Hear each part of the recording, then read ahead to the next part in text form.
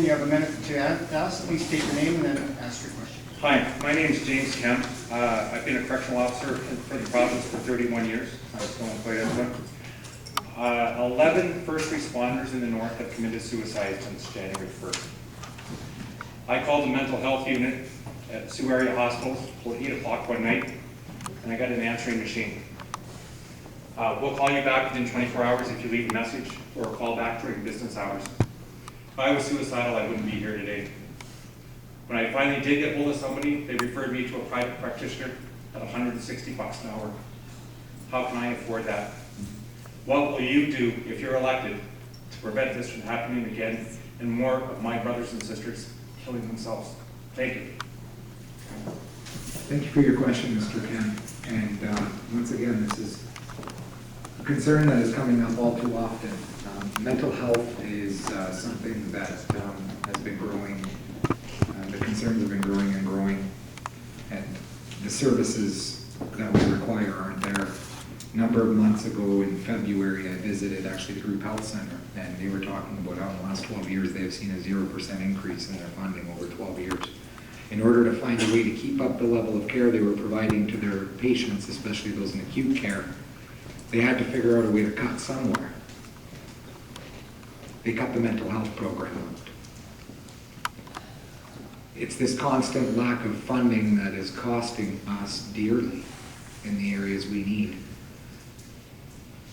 I have said, and Patrick Brown, who my friend to the far left is right, we are close friends. I went to law school with him and played hockey with him for 3 years. He and I have discussed this subject matter at length, and there's a position. If it's a good idea for the province, it's good for the province. And there was an NDP private members bill that was put forward for PTSD coverage for workers in specific areas such as EMS workers. And we supported that as a government, as a party. We supported the NDP in that regard because it was a good idea. So as far as I'm concerned, if it's good for the province of Ontario, if it's good for the people of Sault Ste. Marie, we will support it, no matter who brings it forward. I don't care if it comes from the left or the right or the middle. Thank you, Kempe.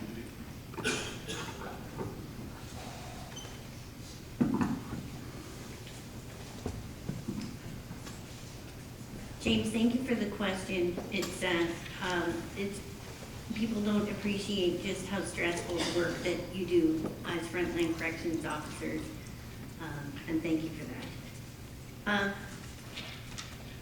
We all agree that we need a lot more resources when it comes to mental health. And how do we get those resources to materialize?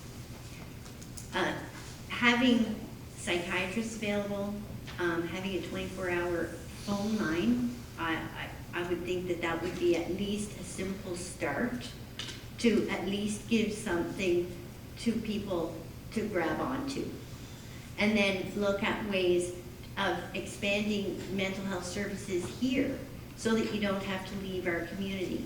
And we've talked about mental health services for children and for everybody else. And we recognize through the Bell Let's Talk campaign that we have to be open about it. And so now we're realizing just how big the problem is.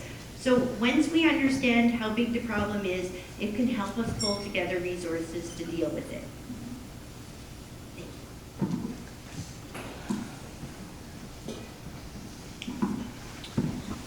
Well, part of the problem is when you build a state-of-the-art hospital, that you got to ensure that the funds are available, and available not only for operations but also to help service with the staff to be able to keep them working as well. So what the NDP is going to do is we're going to fight to ensure that Sioux families get the care that they need in the Sioux, including with mental health, and we're going to fight to end the waiting times for mental health services.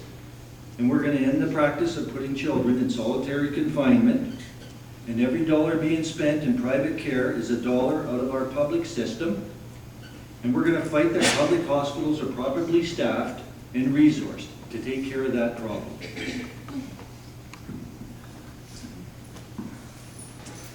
Thanks. And where did James go? They're hiding on me. Thank you so much for the question. And thank you so much for being a survivor.